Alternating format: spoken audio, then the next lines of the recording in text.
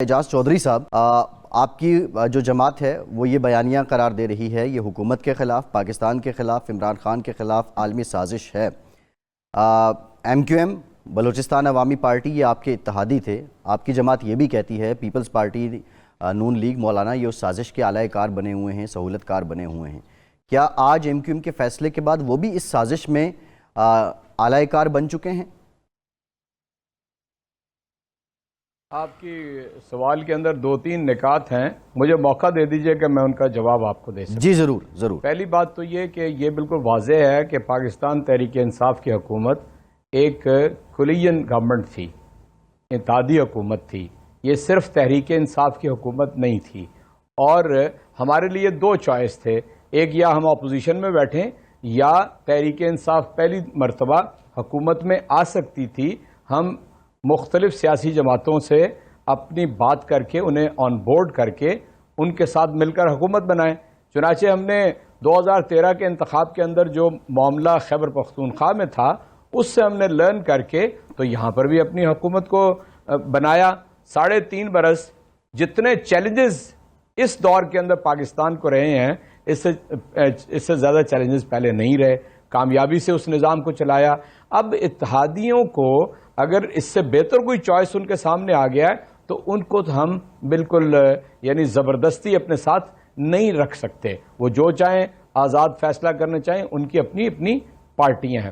دوسرا میں آپ کو جو بہت ہی خوفناک اور پاکستان کے اندر یعنی ماضی کے اندر جو جمہوریت مستحکم نہیں ہو پائی اور یہاں پر رول آف لا نہیں رہا اور یہاں پر طالع آزما آتے رہے، اس کا سبب یہ تھا کہ سیاسی پارٹیاں مضبوط نہیں تھیں۔ سیاسی پارٹیاں مضبوط اس لیے نہیں تھیں کہ ان میں مختلف اوقات میں چھانگا مانگا، رائے بند، مری، سوات یہ اس ملک میں ہوتا رہا اور لوگوں کی یعنی خرید و فروخت کا سلسلہ جاری رہا۔ اچھا، یہ خرید و فروخت محض روپے پیسے میں نہیں ہوتی، یہ اور بھی اس کے کئی طریقے ہیں کہ آپ اس کو کسی طرح بھی لوگوں کی اپنی طرف انہیں متوجہ کر کے اور ان کی جو اصل مقام ہے اسے ان سے ہٹا دیں۔ یہ کسی وقت رکنا چاہیے پاکستان میں۔ آج رک جائے 75 برس بعد، یہ پی ایم ایل این کے ساتھ بھی ہوا، پیپلز پارٹی کے ساتھ بھی ہوا، ان کو یہ بھول جاتی ہے یہ بات۔ اور یہ یعنی یہ اگر آج پی ٹی آئی کے ساتھ ہو رہا ہے تو ہم تو اصولوں پہ سٹینڈ کریں گے، ہم انہیں ڈس اون کریں گے جو یہ سارا کام کر رہے ہیں۔ ہم سپریم کورٹ میں بھی اسی لیے چلے گئے ہیں، ہم آخری دن تک آخری وقت تک انتظار اس کا کریں گے کہ لوگوں کو یہ ذرا ایک ضمنی سوال لے لیں۔ چوئی صاحب ایک ضمنی سوال لے لیں۔ تیسری بات آپ نے چوئی صاحب آپ کی مراد یہ ہے کہ آپ ڈس آن کریں گے، آپ کی مراد کیا الیکٹیبلز ہیں جن کو خان صاحب نے سیاست کے سائنسدان کہا تھا اور آپ کو اپنی حکومت بنانے کے لیے ان کی ضرورت پڑی تھی، اب سبق سیکھ لیا پی ٹی آئی نے کہ پی ٹی آئی لوٹاکریسی کو کہیں بھی پروموٹ نہیں کرے گی، اپریشیٹ نہیں کرے گی؟ دیکھیے، میں آپ سے عرض کرتا ہوں ہمارے پاس تو کوئی لوٹے نہیں آئے تھے، میں آپ کو بالکل صاف بات بتاتا ہوں۔ لوگوں نے اپنی آزاد مرضی سے تحریک انصاف کو جوائن کیا تھا یا ہم نے انہیں ٹکٹ دیے تھے۔ اب اگر کوئی وہ کردار بن رہا ہے جو لفظ آپ نے استعمال کیا ہے تو یہ اس کا اپنا کردار ہے، میں تو ان کو بھی کوئی برے نام سے یاد نہیں کرنا چاہتا، آپ یہ لفظ استعمال کر رہے ہیں۔ اس لیے ہم تو اصولی طور پہ پاکستان میں ایک بہتر سیاست کی بنیاد رکھنا چاہتے ہیں۔ ہم چاہتے ہیں سیاسی جماعتیں مضبوط ہوں، ہم چاہتے ہیں کہ جو سیاسی پارٹیوں کا منشور ہے لوگ اس کے ساتھ اٹیچ رہیں۔ اور اگر کوئی اس طرح کی کیفیت آئی ہے تو میں یہ پوچھنا چاہتا ہوں پاکستان کی جو جمہوریت کی چیمپئن جماعتیں ہیں، انہوں نے معاہدے کیے، چارٹر آف ڈیموکریسی سائن کیے کہ جس کی حکومت بن جائے 5 سال چلنی دینی چاہیے اور کسی کو اس طرح نہیں ہٹانا چاہیے اور تسلسل قائم رہے، اسی بنیاد پر وہ چلتے رہے۔ بالکل ٹھیک ہے۔ مسئلہ اصل میں کیا ہے؟ اجاز چوئی صاحب آپ کی بات بالکل ٹھیک ہے۔ سن لیں، اب میرا تیسرا پوائنٹ ابھی رہتا ہے، ایک منٹ میری بات سن لیجئے گا۔ میرا تیسرا پوائنٹ ابھی فیصل عباسی صاحب رہتا ہے، یہ ان کے ذاتی اصل میں ایشوز ہیں۔ ان پارٹیوں میں سے 2 بڑی پارٹیوں کے تو ذاتی ایشو ہیں۔ مثال کے طور پہ ایک آدمی بیرون ملک فرار ہو گیا ہوا ہے، یہاں سے وہ 2 مرتبہ سپریم کورٹ سے سزا یافتہ ہے، آپ کیسے جی بالکل ایسی باتوں کو اگنور کر سکتے ہیں؟ اور پی ایم ایل این کی لیڈرشپ یہ کلیم کرتی ہے کہ 4 تاریخ کو مارچ کی انٹرنیشنل اسٹیبلشمنٹ سے مختلف یعنی ملکوں کے استعمار، میں لفظ استعمال کرتا ہوں، یہاں پر سارے پڑھے لکھے لوگ موجود ہیں، وہ آ کے ملتے رہیں، انہیں نہیں پتا کہ 2 مرتبہ سپریم کورٹ سے سزا یافتہ آدمی ہے، انہیں نہیں پتا کہ یہاں سے مفرور ہے. یعنی ہمارے ہر مجرم کو ان لوگوں نے جگہ دینی ہوتی ہے، پذیرائی دینی ہوتی ہے.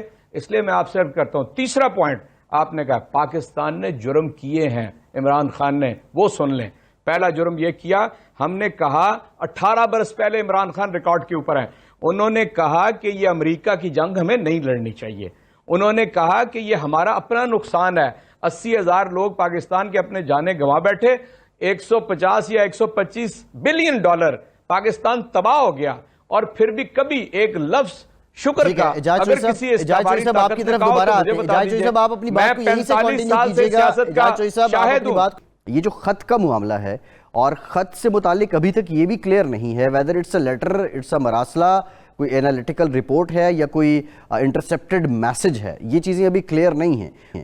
مختلف قسم کے اس کے مندرجات سامنے آ رہے ہیں، لیکن اس کو دیکھتے ہوئے اب یہ سب کچھ جو ہو رہا ہے اور جس طرح اس کی پولیٹیکل اینگلنگ کی جا رہی ہے، الٹیمیٹ نقصان کس کا ہو رہا ہے؟ کس سیاسی جماعت کا ہو رہا ہے، کس ادارے کا ہو رہا ہے، یا کس کا رہا ہے نقصان، یا اس سے کسی کو فائدہ بھی پہنچ رہا ہے؟